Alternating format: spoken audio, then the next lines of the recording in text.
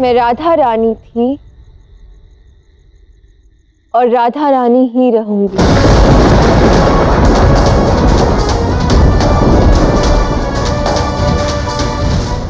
क्या आप सभी मेरे साथ हैं? यदि हैं तो सभी बोलिए रणछोड़ कृष्ण की जय। रणछोड़ कृष्ण की जय। रणछोड़ कृष्ण की जय। रणछोड़ कृष्ण की जय। रणछोड़ कृष्ण की जय। रणछोड़ कृष्ण की जय। रणछोड़ कृष्ण की जय। रणछोड़ कृष्ण की जय। रणछोड़ कृष्ण की जय। रणछोड़ कृष्ण की जय। रणछोड़ कृष्ण की जय। रणछोड़ कृष्ण की जय। मात्र एक तुम ही हो जो रण छोड़कर भी नायक कहला सकते हो।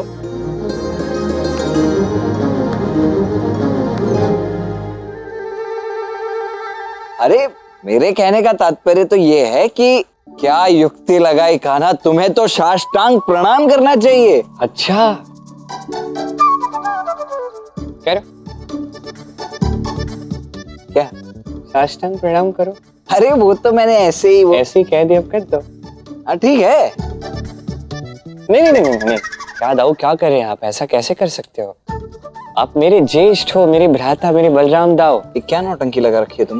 वो क्या है ना, आपके साथ ठिठोली करने में अत्यंत आनंद आता है। किंतु एक बात में तो तुम मुझसे हार गए हो कान्हा। हार गया? किसमें? स्मरण करो, तुमने मुझे वचन दिया था कि तुम उस शिशुपाल और जरासंध को भी युद्ध में पराजित करोगे, किंतु ऐसा तो कुछ हुआ नहीं। वो दोनों तो तुम्हें रणछोड़ समझकर लौट गए, पराजित नहीं हुए। आप बात नहीं समझे। मैंने कहा था कि वो दोनों परास्त होंगे, दोनों को हराऊंगा। किस युद्ध में, इसका उल्लेख मैंने नहीं किया। और मैं उन दोनों को कब हराऊंगा, इसका भी उल्लेख मैंने नहीं किया था। हे नारायण जी, हे महादेव, इस कान्हा से जीतना असंभव है। तो प्रयास करना छोड़ दीजिए। मुझे स्मरण हुआ, मैंने आपसे कहा था एक भव्य दिव्य स्थान खोजने के लिए। मिला?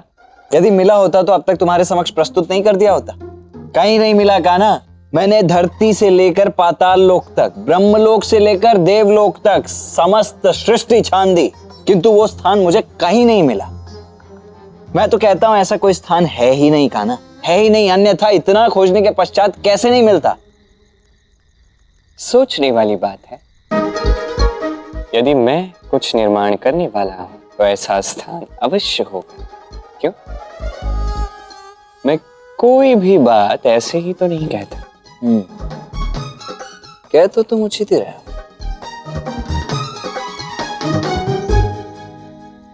किंतु यदि ऐसा कोई स्थान है भी ना कान्हा, तो उसे केवल और केवल तुम ही देख पाओगे अपनी इस दिव्य दृष्टि से। तुम अपनी ये दिव्य दृष्टि कुछ समय के लिए मुझे देकर देखो, फिर तुम देखना कि कैसे मैं चुटकी बजाते ही वो स्थान ढूंढ निकालूंगा। अच्छा, और यदि मेरी दृष्टि से भी आप ढूंढ नहीं पाए, हो ही नहीं सकता, हुआ तो?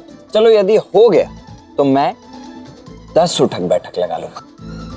पक्का? देखो, ऐसे पक्का से तो बात नहीं चलेगी, आपको वचन देना होगा। दो? हाँ दे रहा हूं, दिया वचन। ठीक है, अब मैं आपको अपनी दिव्य दृष्टि दे दूंगा, किंतु आप जो है अपना वचन मत भूलना। मैं बलराम हूं कान्हा, मैं कभी विफल नहीं होता। एक बार तुम्हारी दिव्य दृष्टि मुझे प्राप्त हो गई ना, उसके पश्चात तुम देखना कि कैसे मैं। अवश्य देखूंगा। अभी मुझे निद्रा आ रही है, मैं जा रहा हूँ सोने। ठीक है, प्रातः मिलता हूँ।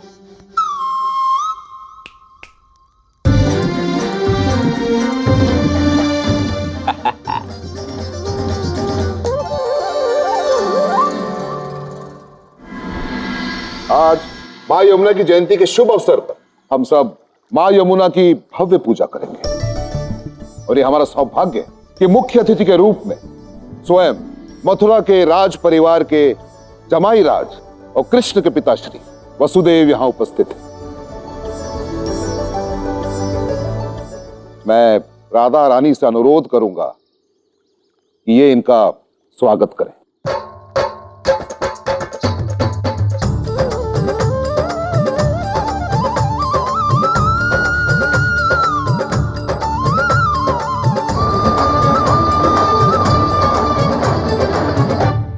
आज कृष्ण के बरसाना आकर अत्यंत ही हर्ष की अनुभूति हुई।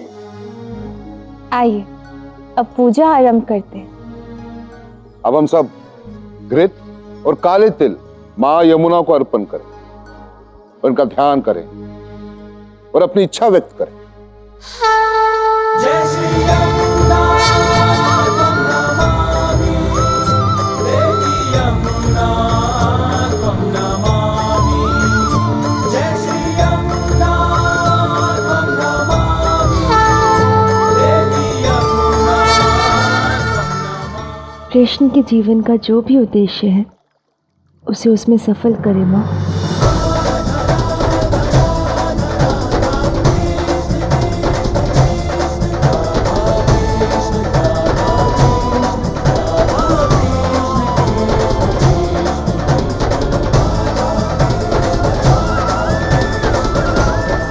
रुकिए माँ, अयन पहले इच्छा तो मांग लीजिए। मेरी इच्छा क्या है पता है अयन? कि कृष्ण इस यमुना में डूब के मर जाए।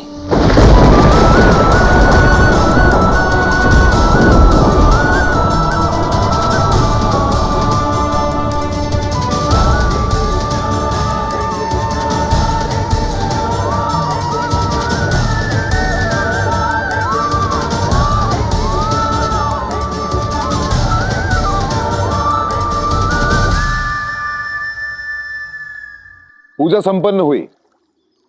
आइए हम सब भोजन के लिए प्रस्थान करते हैं।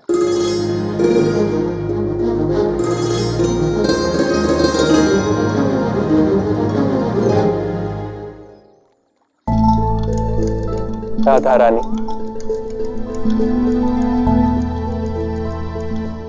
आप कृष्ण के पिता हैं, आप केवल मुझे राधा कहकर बुलाइए। राधा, तुम्हारी आंखों में मैंने अश्रु देखे। पुत्री, क्या मैं जान सकता हूं क्यों? अब यदि कोई मेरे समक्ष मेरे परम और सर्वप्रिय सखा कृष्ण की इस यमुना में डूब के मरने की इच्छा करेगा तो मेरी आंखों में तो अश्रु स्वयं ही आ जाएंगे ना। पुत्री, कोई कितनी ही इच्छा क्यों ना कर ले, कृष्ण यमुना जी में कभी डूब ही नहीं सकता। अपितु यमुना जी स्वयं कृष्ण को कभी डूबने ही नहीं देगी। मैं आज तुम्हें कृष्ण से संबंधित एक कथा सुनाता हूं। कृष्ण के जन्म की रात्रि, जब मैं उसे एक टोकरी में रखकर यमुना पार कराकर गोकुल ले जा रहा था, उस रात्रि यमुना नदी में भयानक उफान आया हुआ था। मैं लौट नहीं सकता था, इसलिए मैं जल में उतर गया। किंतु उस रात्रि यमुना का जल प्रवाह इतना तीव्र था कि मैं उसमें चल भी नहीं पा रहा था। यमुना जी का जल स्तर मेरे सर तक जा पहुंचा।